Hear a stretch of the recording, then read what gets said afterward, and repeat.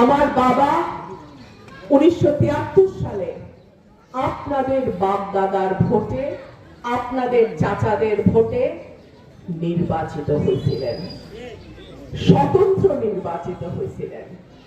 আমি জানি না বাপের মতোই বেটিরও কপাল কিনা, বাপও স্বতন্ত্র, বেটিও স্বতন্ত্র, জানি না, এটা সময়। তবে স্বতন্ত্র হইলেও আপনার বাপ চাচারা কিন্তু ভুল করে নাই। আপনাদের বাপ চাচারা কিন্তু আমার বাপকে বুকের মধ্যে নিয়ে নিয়েছিল, তারে ভোট দিছিল। কিন্তু আওয়ামী লীগ, শেখ হাসিনার পিতা শেখ মুজিবুর রহমান তারে জিততে দেয় নাই। পরের দিন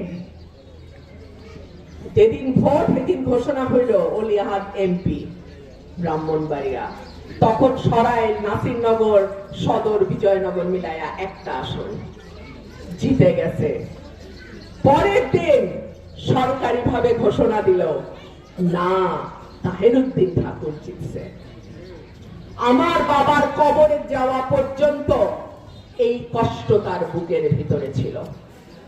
2018 সালে দল বলেছিল তুমি ঢাকা থেকে নির্বাচন করো, আমি বলেছিলাম না।